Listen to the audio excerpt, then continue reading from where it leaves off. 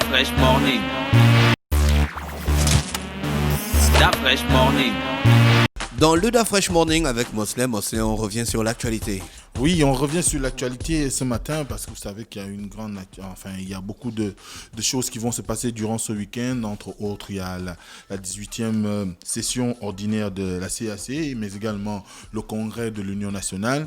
Mais il y a quand même une note pas très intéressante, on va dire une note triste de ce matin. Officiel. Oui, c'est officiel puisque c'est déjà sur tous les réseaux, notamment en rapport avec le décès de Marcel Éloi Randy Chambrier, qui beaucoup de personnes connaissent comme un acteur politique majeur dans notre pays et qui a été une des premières pointures en ce qui concerne la médecine dans notre pays. Notamment, on a l'héritage de la clinique Chambrier qui est ici à Libreville.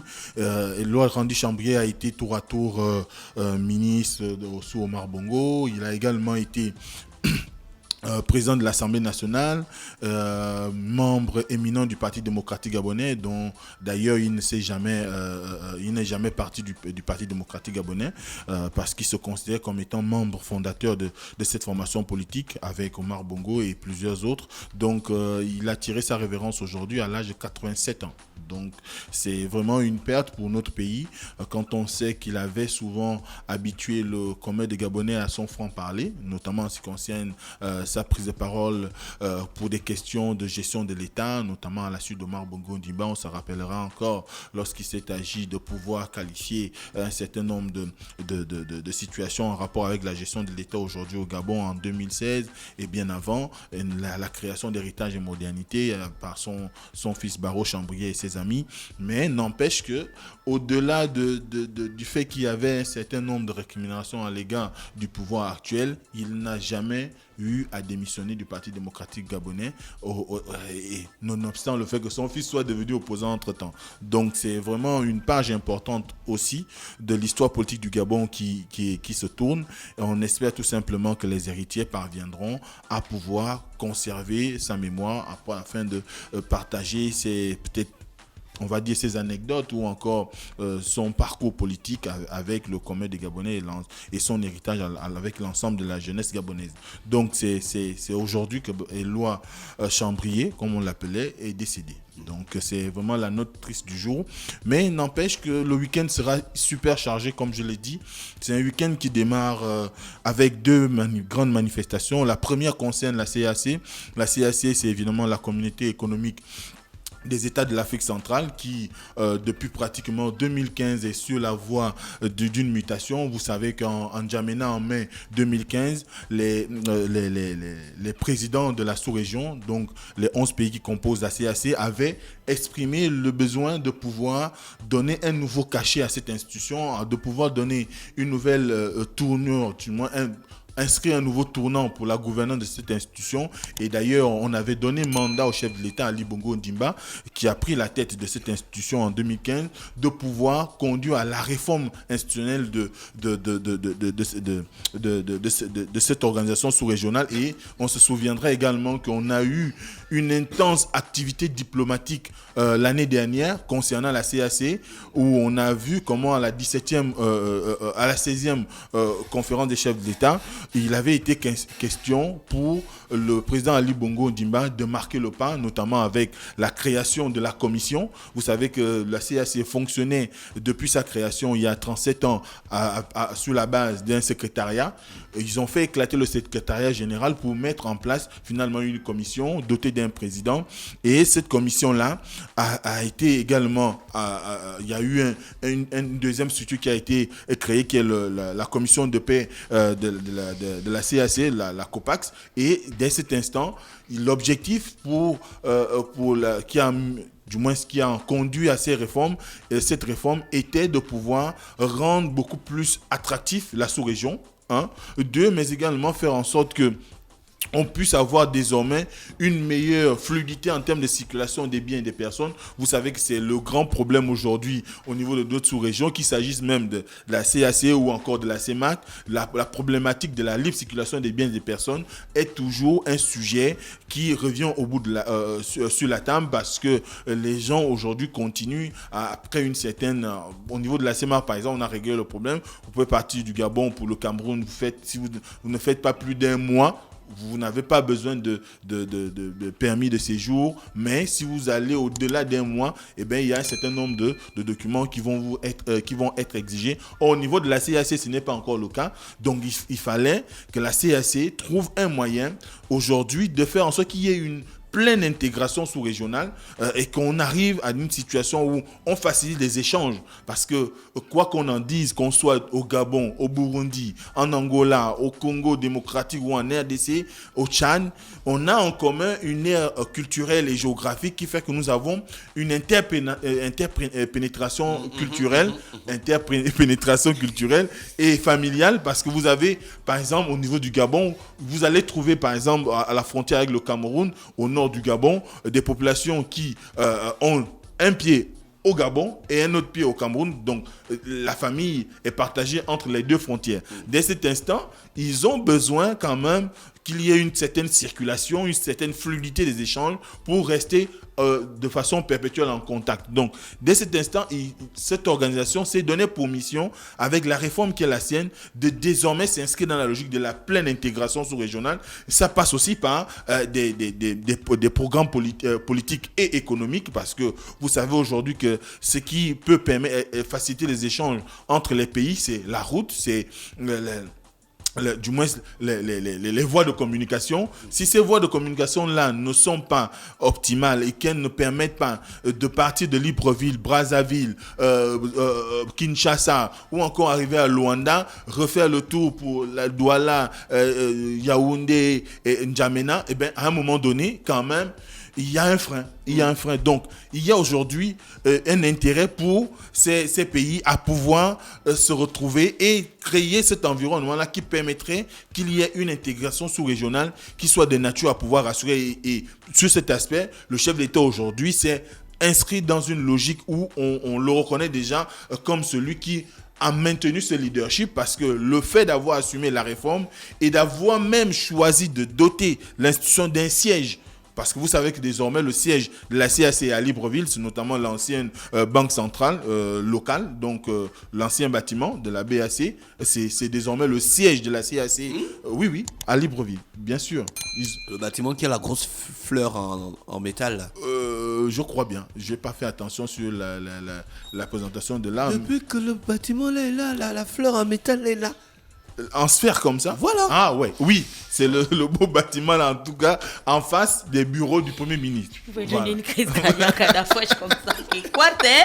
Tu n'as jamais vu ça, je deviens fou. Je n'ai jamais vu que c'était une fleur en fait. C'est une fleur. Mais pour moi, c'est une œuvre d'art. Maintenant, après, ce bâtiment, par là, le prestige déjà qu'il représente, vous voyez que ça a été un travail de fond, parce qu'il vous souviendra qu'il y a un peu plus d'1 an, le ministre à l'époque, ministre des Affaires étrangères, Alain-Claude Bilémidze, avait fait le tour de tous les présidents de la sous-région pour présenter la vision du chef de l'État, qui était président en exercice de la CAC, afin de pouvoir pleinement inscrire la communauté dans une logique d'intégration, dans une logique qui prendrait encore le développement socio-économique des populations. Et là, il y a aussi que notre sous-région reste quand même une sous-région vouée à de nombreuses difficultés, notamment sur le plan de l'instabilité de certains pays. Vous avez le cas de la Centrafrique ou encore le cas de la RDC. Vous avez des c'est un pays stable. C'est au sud ou au nord où il y a la guerre, non? Oui, mais il n'y a plus la guerre, c'est des petits conflits. La guerre n'est plus comme on la connaît, mais elle est larvée. Donc, dès cet instant, il faut quand même arriver... à éteindre ces feux qui s'allument un peu partout dans la sous-région. Et c'est la raison pour laquelle la CAC a décidé de mettre en place la COPAX, donc la commission qui est de la paix, pour pouvoir permettre à ce qu'il y ait matière à pouvoir créer un cadre de discussion un cadre de négociation, un cadre qui permettrait, en cas de situation de conflit dans un pays, que les belligérants soient en mesure de consulter ce comité pour qu'ils puissent trouver des voies et moyens de résolution de la crise. Et je crois qu'aujourd'hui, la commission de paix de la CAC est en train de travailler, et d'ailleurs, elle a fortement donné du sien en ce qui concerne le conflit en RCA, en République centrafricaine. Et d'ailleurs, c'est à l'ordre du jour, parce que la 18e session qui va se tenir à Libreville à partir de ce jour, donc du 27 au 29, il y aura pour agenda le rapport du Conseil des ministres, parce qu'avant que les chefs d'État ne siègent, il y a d'abord les ministres